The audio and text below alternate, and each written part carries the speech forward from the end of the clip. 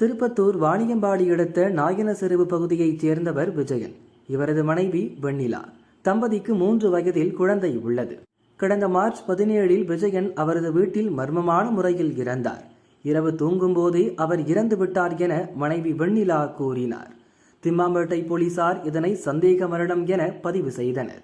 எதிர்பார்த்தது போலவே பிரேத பரிசோதனை அறிக்கையும் வந்தது. விஜயன் மூச்சு திணறல் ஏற்பட்டு இறந்துள்ளார். கொலை செய்யப்பட்டிருக்கலாம் என அதில் தெரிவிக்கப்பட்டிருந்தது.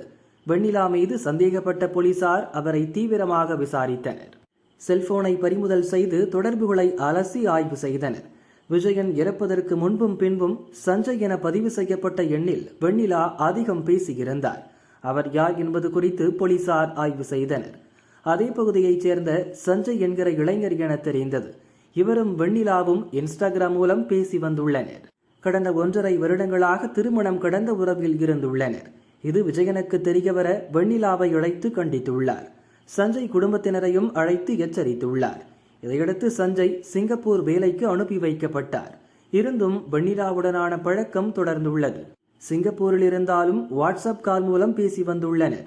ஒரு கட்டத்தில் வெண்ணிலா சஞ்சயுடன் சேர்ந்து வாழ ஆசைப்பட்டார். அதற்கு தடையாக இருக்கும் கணவர் விஜயனை தீர்த்து கட்ட திட்டமிட்டார். கூலிப்படையைச் சேர்ந்த சபரிவாசன், சக்திவேல், நந்தகுமாரை அழைத்தார். மார்ச் 17 இரவு விஜயன் தூங்கியதும் மூவரையும் வரவழைத்துள்ளார். அவர் அசந்து தூங்கிய நேரம் பார்த்து கை கால்களை கட்டி போட்டார். தலையணையால் முகத்தில் அழுத்தி மூச்சு திணற வைத்து கொன்றுள்ளனர். விஜயன் இறந்ததும் மூவரும் அங்கிருந்து தப்பி சென்றுள்ளனர். எதுவுமே நடக்காதது போல வெண்ணிலா படுத்து உறங்கியுள்ளார். மறுநாள் காலை கணவர் மூச்சு திணறி இறந்ததாக நாடகமாடியிருக்கிறார்.